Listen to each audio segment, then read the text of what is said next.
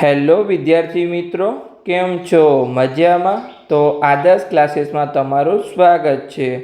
તો આજે આપણે ધોરણ 6 વિષય ગણિત પ્રકાશ ચેપ્ટર નંબર 3 સંખ્યાઓની રમતની વાત કરવાના છીએ, જેનો આજે લેક્ચર નંબર 13 છે. આ લેક્ચરમાં આપણે પેજ નંબર 68થી લઈ અને 71 પરના ટોપિકની વાત કરીશું. તો આગળના 12 લેક્ચર તમે ના જોયા હોય તો પ્લેલિસ્ટમાં જઈને જોઈ આવી શકો છો. તમને દરેક ટોપિકની સરળ ભાષામાં સમજણ પડતી જશે. તો ચલો આપણે આજના લેક્ચરની શરૂઆત કરીએ. તો પહેલો ટોપિક છે, જે આપણો ટોપિક છે 3.10, જેનું નામ છે અહીંયા એક વણ ઉકેલાયેલું રહસ્ય, કોલાર્સનું અહીંયા અનુમાન. તો ચલો આપણે જોઈએ કે શું છે એ આ વણ ઉકેલાયેલું રહસ્ય. તો અહીંયા તમને કીધું છે કે નીચેની શ્રેણી જુઓ, બધી શ્રેણીમાં તમામ અનુક્રમોમાં સમાન નિયમ લાગુ પાડવામાં આવ્યો છે. એટલે કે આ જે દરેક શ્રેણી છે એમાં સમાન નિયમ જ લાગુ પડે છે કે આવું થશે આવું થશે. તો ચાલો આપણે શ્રેણી જોઈએ. તો જો પહેલાં 12 છે, એના કરતાં ઓછા થયા, 3 ઓછા થયા, પાછા 10 વધી ગયા, પાછા 5 ઓછા થયા, પાછા અહીંયા 16 વધી ગયા, પાછા 8 ઓછા થયા, ઓછા થયા, ઓછા થયા, ઓછા થયા. તો અહીંયા ક્યારેક ઓછા થાય છે, ક્યારેક વધે છે, અને નિયમ એક જ લાગુ પડે છે. તો એવો તો કયો નિયમ હશે અહીંયા? તો ચલો આપણે જોઈએ અહીંયા. તો અહીંયા જો 17માં વધી ગયા, પાછા ઓછા થયા, પાછા ઓછા થયા, પાછા 13થી વધી ગયા. તો અહીંયા તમે બેકી સંખ્યામાં જુઓ, જ્યાં 12 હતા ત્યાં એના અડધા થયા. ઓકે, પછી અહીંયા જો 10 છે તો એના અડધા થયા, પછી અહીંયા જો 16 છે તો એના 8 અડધા થયા, 4 અડધા થયા, 2 અડધા થયા, 2ના અડધા થયા. એટલે કે જ્યાં બેકી સંખ્યા છે ત્યાં અડધા થાય છે. તમે દરેક જગ્યાએ જુઓ અહીંયા. જો અહીંયા 52 છે તો અહીંયા 26 થયા, અહીંયા 40 છે તો 20 થયા, અહીંયા 20 છે તો 10 થયા, 10 છે તો 5 થયા. પાછી અહીંયા બેકી સંખ્યા આવી તો અહીંયા જો 8 થયા, 4 થયા, 2 થયા, 1 થયા. અને છેલ્લે ક્યાં પહોંચે છે? અહીંયા તમે દરેક શ્રેણીમાં જુઓ, છેલ્લે અહીંયા 1 સુધી પહોંચે છે. એટલે તમારે ગમે તેમ કરીને અહીંયા 1 સુધી પહોંચવાનું છે. પણ શું કરવાનું છે? અહીંયા જ્યાં પણ તમારી બેકી સંખ્યા હોય ત્યાં શું કરવાનું છે? તમારે અડધા કરવાના છે. હવે એકી સંખ્યામાં શું છે? ચલો આપણે જોઈએ અહીંયા. તો અહીંયા જો સૌથી પહેલી એકી સંખ્યા 3 છે, તો એમાં શું કર્યું છે? અહીંયા 10. તો 10 તો આપણે કેવી રીતે પહોંચી શકીએ? અહીંયા 3 ગુણ્યા 3 કરીએ અને પછી આપણે +1 કરીએ તો અહીંયા આપણે 10 સુધી પહોંચી શકીએ.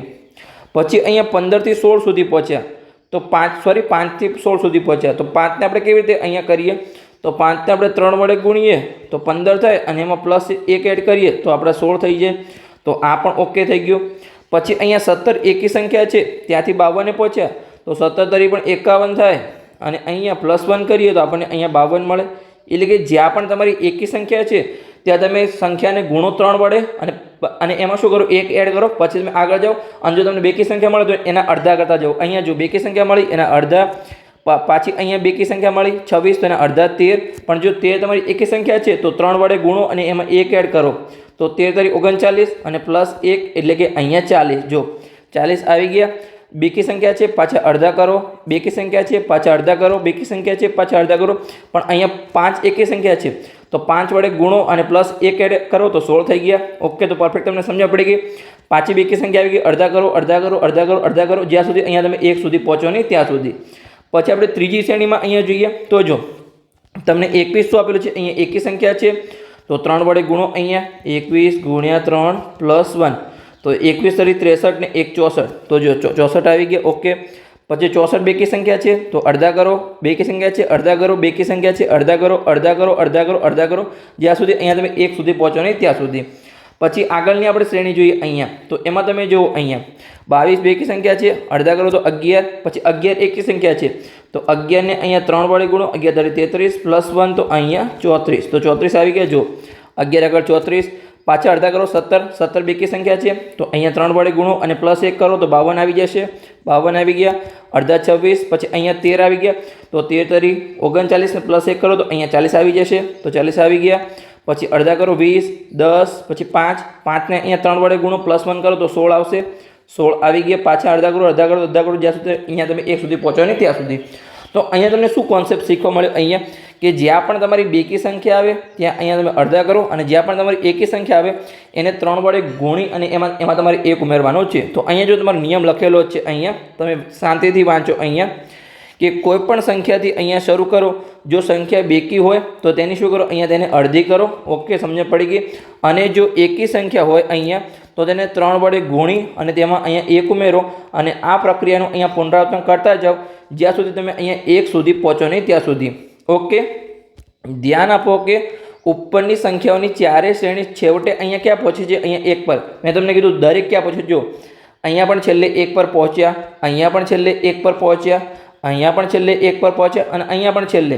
એટલે સૌથી છેલ્લે તમારે 1 પર પહોંચવાનું છે. તમે અહીંયા જો બેકી સંખ્યા આવે તો અડધા કરતા જાઓ, એકી સંખ્યા આવે તો 3 વડે ગુણી અને એમાં 1 ઉમેરતા જાઓ. જ્યાં સુધી તમારે 1 સુધી ના પહોંચો ત્યાં સુધી તમારે આ પ્રોસેસનો અહીંયા પુનરાવર્તન કરતા જવાનું છે.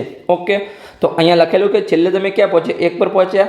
તો 1937માં જર્મન ગણિતશાસ્ત્રી લોથાર કોલાટ્સે એવી ધારણા કરી હતી, તમે ગમે તે પૂર્ણાંક સંખ્યાથી શરૂઆત કરો, આ શ્રેણી હંમેશા 1 પર પહોંચે. તમે કોઈ પણ પૂર્ણાંક સંખ્યા અહીંયા લો, એમાં તમારી જો બેકી સંખ્યા હોય તો અડધા કરતા જાઓ, એકી સંખ્યા તો 3 વડે ગુણી અને એમાં 1 ઉમેરો. તમે આ પ્રોસેસ કરતા જઈશું, તમે અંતે ક્યાં પહોંચશો? અહીંયા 1 પર પહોંચશો. આજે પણ ઘણા ગણિતશાસ્ત્રીઓ આના પર કામ કરી રહ્યા છે. હોવા છતાં કોલાટ્સની ધારણા અહીંયા સાચી છે, કેમ કે એ એક વણ ઉકેલાયેલી સમસ્યા છે. આમાં કોઈ ખબર નથી પડતી કે કેમ આવું થાય છે. તમે અહીંયા અડધા કરો, 3 વડે ગુણો, 1 ઉમેરો, કેવી રીતે 1 પર પહોંચો છો એ કોઈને હજુ સુધી અહીંયા ખબર પડી નથી. આ સમસ્યાનું સમાધાન મળ્યું નથી.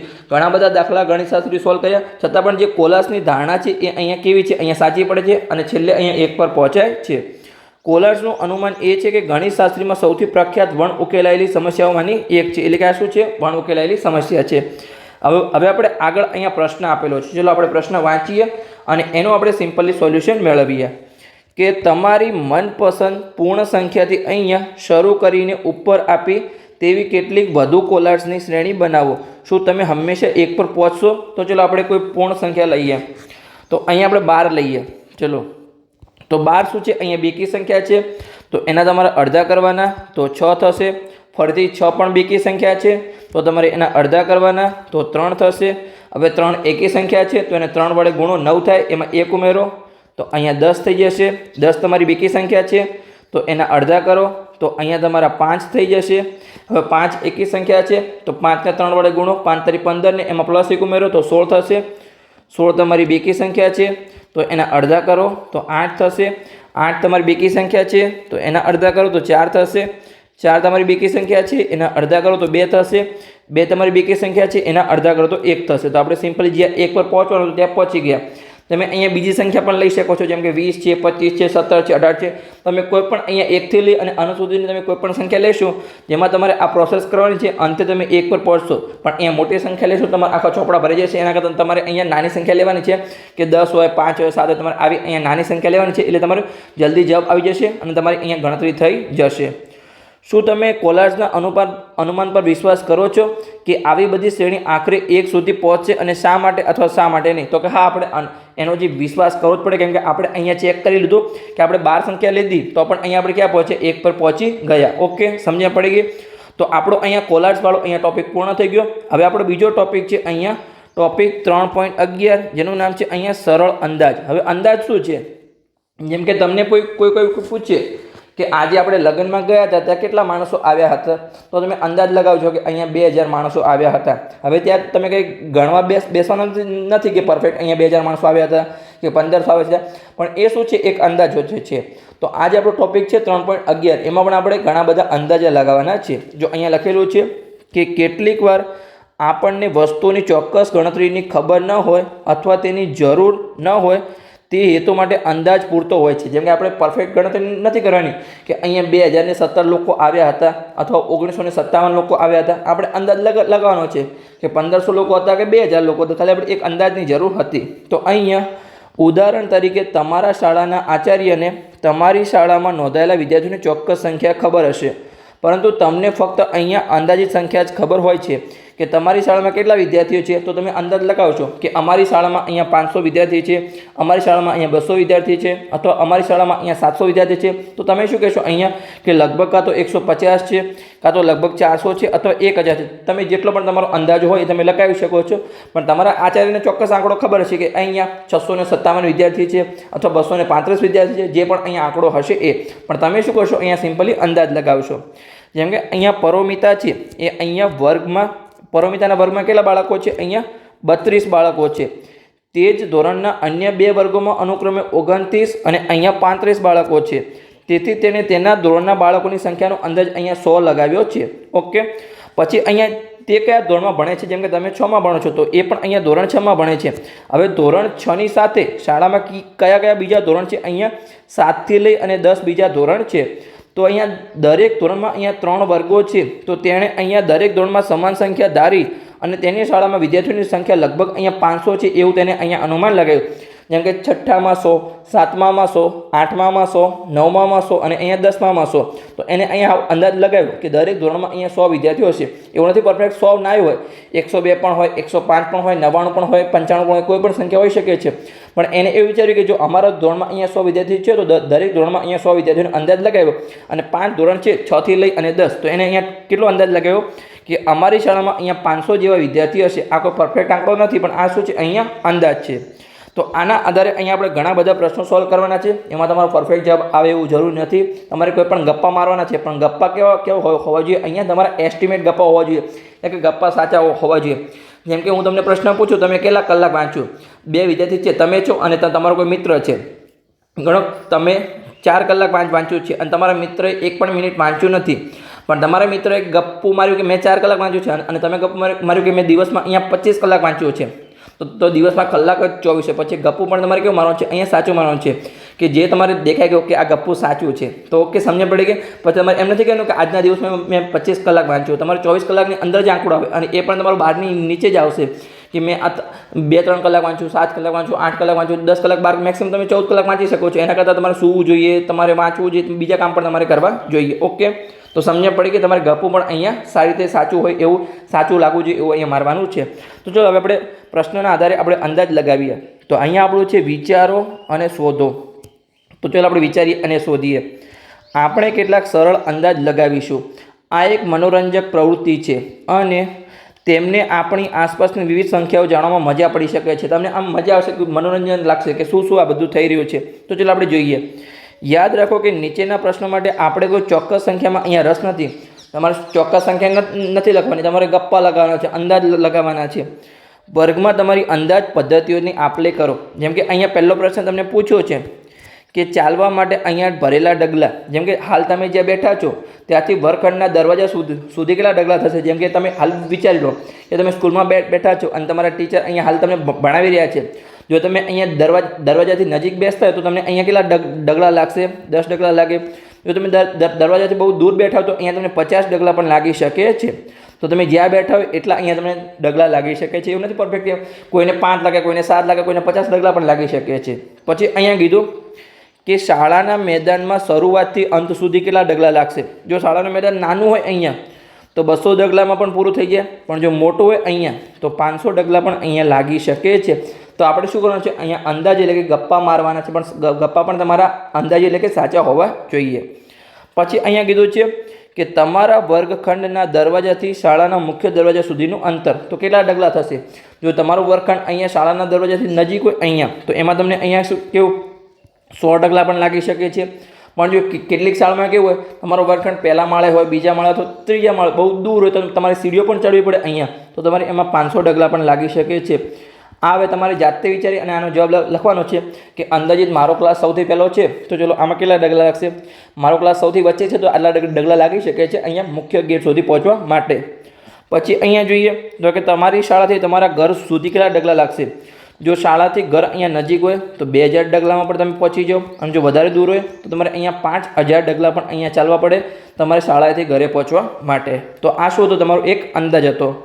પછી આપણે બીજો અંદાજ જોઈએ. બીજો પ્રશ્ન, તમે તમારી આંખો કેટલી વાર પટપટાવો છો અથવા તમે કેટલી વાર શ્વાસ લો છો. જેમ કે તમને કીધું છે અહીંયા કે તમે 1 મિનિટમાં કેટલી વાર અહીંયા આંખો પટપટાવી શકો છો. તો આપણે અહીંયા અંદાજ લગાવ્યો કે આપણે અહીંયા 100 વાર પટપટાવી શકીએ છીએ. આમ તો આપણે વધારે વાર પટપટાવી શકીએ છીએ, પણ આપણે શ્વાસ અને બંનેનું ગણીએ તો આપણે અહીંયા 100 વાર કરી શકીએ છીએ.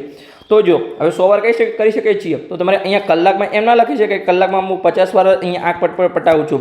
કેમ કે તમારી 1 કલાકમાં કેટલી મિનિટ હોય, 60 મિનિટ હોય. તો તમે 1 મિનિટમાં અહીંયા 100 વાર પટપટાવો તો 1 કલાકમાં ગુણ્યા 60 કરવાના અહીંયા તો 6000 વાર અહીંયા તમે આંખો પટપટાવી શકો છો. પછી તમારે નાનો આન્સર ના લખાય અહીંયા, તમારે આમ તો તમારે અંદાજે લગાવવાનું છે, ગપ્પા મારવાનું છે, પણ ગપ્પા પણ તમારા સાચા હોવા જોઈએ. પછી તમે 1 દિવસમાં કેટલી વાર આંખો પટપટાવી શકો છો. તો જો અહીંયા 1 કલાકમાં 6000 વાર, તો 1 દિવસમાં કેટલા કલાક હોય, અહીંયા 24 કલાક હોય તો ગુણ્યા 24 કરો અહીંયા 6 ગુણ્યા 24 તો તમારે 144 થશે. અને પાછળના અહીંયા 3 0, તો તમે અહીંયા 1,44,000 વખત અહીંયા દિવસમાં તમે આંખો પટપટાવી શકો છો, જો તમે 1 મિનિટમાં 100 વાર અહીંયા આંખો પટપટાવી શકો છો. ઓકે, પ્રશ્ન તમારો પૂર્ણ થઈ ગયો. સિમ્પલી આઈડિયા આવી ગયો તમને. હવે આપણે આગળનો પ્રશ્ન જોઈએ. અહીંયા પ્રશ્ન નંબર 3, એમાં તમને શું આપેલું છે? ચલો આપણે રકમ વાંચીએ અને સિમ્પલી આપણે તેનું સોલ્યુશન મેળવીએ. કે તમારી આસપાસમાં આવેલી વસ્તુઓના ઉદાહરણ આપો, જેમ કે જેની સંખ્યા અહીંયા 1000માં હોય. જેમ કે કેવી સંખ્યા 1000માં હોય?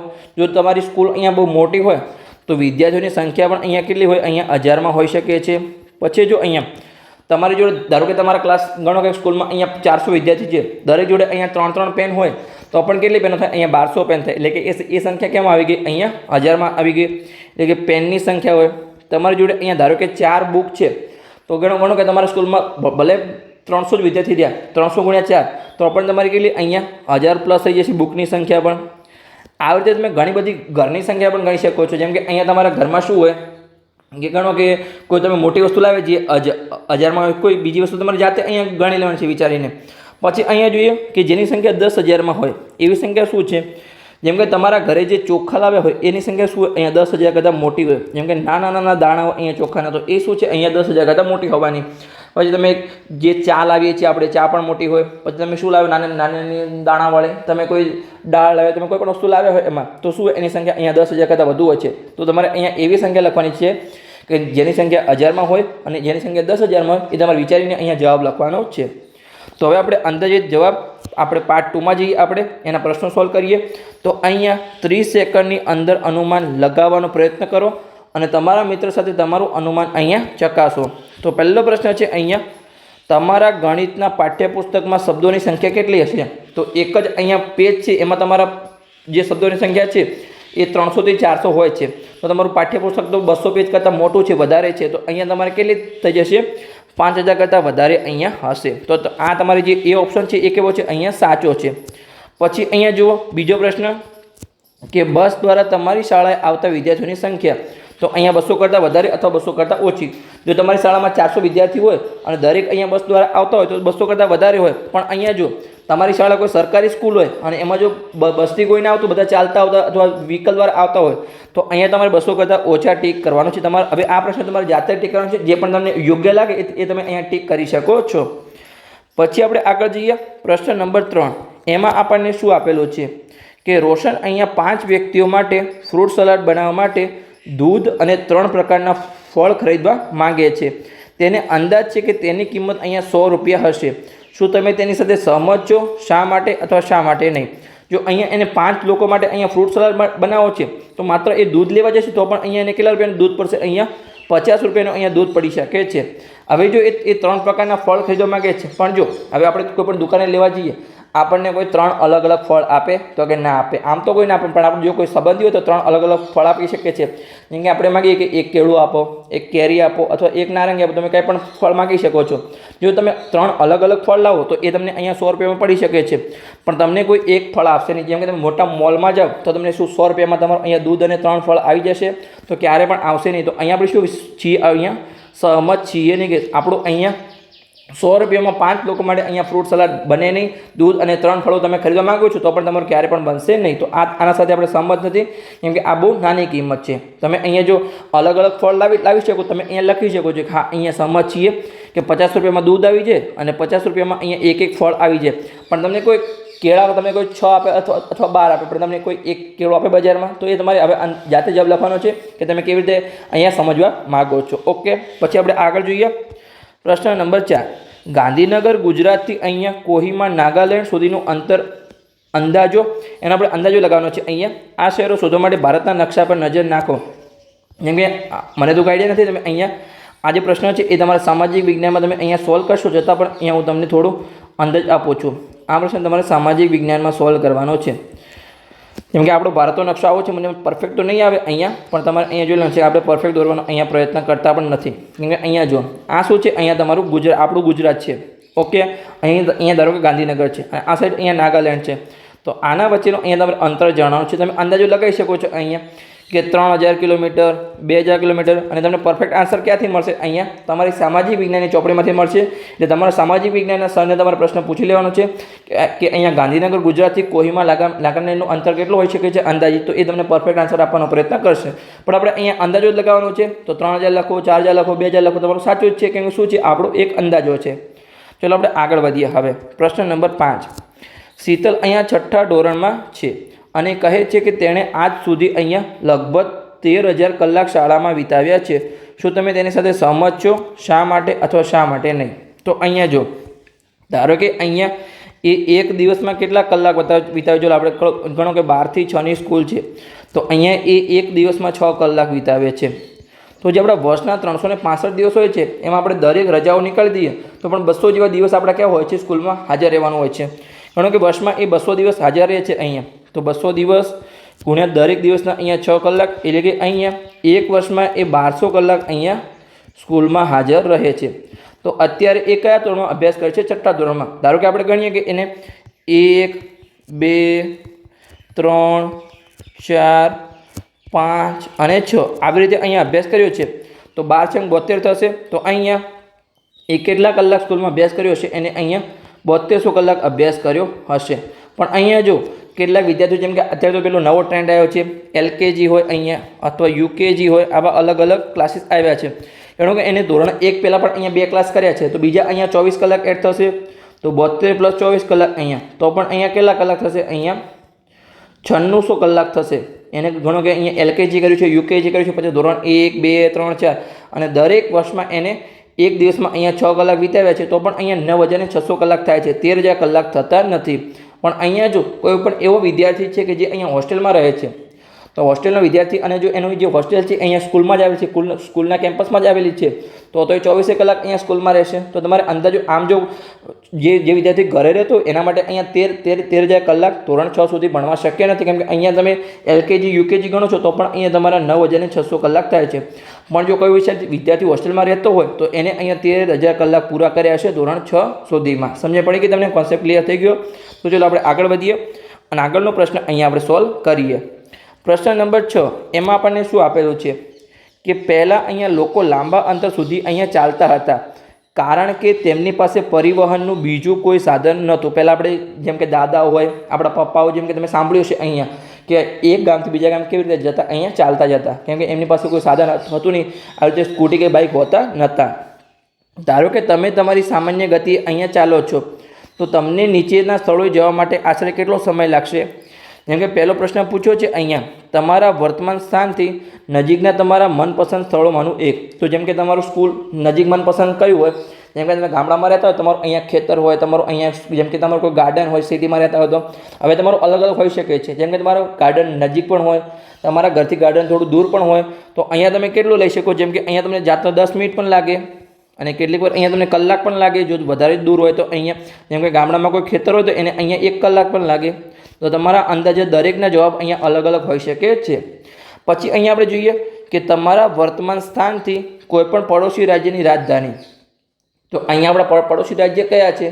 જેમ કે રાજસ્થાન છે, મધ્યપ્રદેશ છે અને અહીંયા મહારાષ્ટ્ર છે. જેમ કે કોઈ બનાસકાંઠા કે પાટણનો વિદ્યાર્થી હોય તો એ રાજસ્થાન એને નજીક પડશે. પછી કોઈ ગાંધીનગરનો વિદ્યાર્થી હોય તો એને મધ્યપ્રદેશની બોર્ડર નજીક પડશે. પછી કોઈ નીચે હોય જેમ કે અહીંયા સુરત એવી સિટીમાં હોય તો એને કયું પડશે? અહીંયા મહારાષ્ટ્રની જે રાજધાની છે નજીક પડશે. તો અહીંયા તમારે અંદાજો લગાવી કે હાલ આપણે જે સ્થાનથી બેઠા છે તે પડોશી રાજ્યની રાજધાની કેટલા કલાક તમને લાગશે અહીંયા? તો અહીંયા તમને 6-7 કલાક પણ લાગી શકે છે અને એક દિવસ પણ અહીંયા તમને લાગી શકે છે. તો અહીંયા અંદાજો ખાલી લગાવ્યો છે. પછી આપણે ત્રીજો પ્રશ્ન જોઈએ. અહીંયા ભારતમાં સૌથી દક્ષિણના બિંદુથી અહીંયા ભારતના સૌથી ઉત્તરના બિંદુ સુધી તમારે અહીંયા ચાલવામાં કેટલો સમય લાગશે? જો અહીંયા આપણે શું કરવાનું છે? અહીંયા ચાલીને જવાનું છે. તમે ખાસ ધ્યાન રાખો. અહીંયા તમારે ભારતના દક્ષિણના સૌથી નીચેના બિંદુથી લઈ અને ઉત્તરના સૌથી ઉપરના બિંદુ જવાનું છે. તો અહીંયા તમને કેટલો સમય લાગશે? તમારે 1-2 મહિના પણ લાગી શકે છે અને 1 વર્ષ પણ અહીંયા લાગી શકે છે. કોઈ આવી રીતે કરશે નહીં, ચાલશે તો અહીંયા પહોંચશે જ નહીં, મરી જશે કે નહીં પહેલાં. તો અહીંયા કેટલું 1 વર્ષ પણ અહીંયા લાગી શકે છે. તમારે અહીંયા ચાલતા જાઓ તો, જો તમે સાયકલ લઈને જાઓ, બાઇક લઈને જાઓ તો પણ અહીંયા તમારા મહિનો લાગે છે. તમારે જો ભારતમાં એક છેડેથી બીજા છેડે જવું હતું તો આ તો દક્ષિણના સૌથી નીચેના છેડેથી લઈ અને ઉત્તરના આપણે સૌથી ઉપરના છેડે જવાનું છે. તો મિનિમમ અહીંયા તમારો અંદાજો 1 વર્ષ હોવો જોઈએ જો તમે ચાલતા જાઓ તો. પછી આપણે આગળ જોઈએ 7મા નંબરનો અહીંયા પ્રશ્ન કે કેટલાક અંદાજો કરવાના પ્રશ્નો બનાવો અને તમારા સહપાઠીઓને પડકાર આપો. જેમ કે તમારે જાતે અહીંયા પ્રશ્નો બનાવવાના છે કે જેમ કે આપણા અહીંયા હાલ બેઠા છીએ ત્યાંથી સ્કૂલ જવું તો કેટલા ડગલા લાગશે, કેટલો સમય લાગશે, આવી રીતે તમે અલગ અલગ પ્રશ્નો બનાવી શકો છો અને તમારા મિત્રને કહી શકો છો કે આનો અંદાજો લગાવો. પછી તમારે કહેવાનું છે ના આટલો સમય લાગે. આપણે અહીંયા પછી તમારે બે નક્કી કરવાનું છે કે ના આટલો સમય લાગે. તમારે પછી અંદાજા પર પહોંચવાનું છે. સમજ પડી ગઈ? તો બસ અહીંયા આપણો લેક્ચર પૂર્ણ થઈ ગયો. લેક્ચર સારો લાગ્યો હોય તો ચેનલને સબસ્ક્રાઈબ કરજો અને તમારા મિત્રોને વિડીયો શેર કરજો તો એમને પણ અહીંયા સરળ ભાષામાં ગણિત શીખવા મળે. તો મળીએ આપણે આગળના લેક્ચરમાં આગળના ટોપિક સાથે.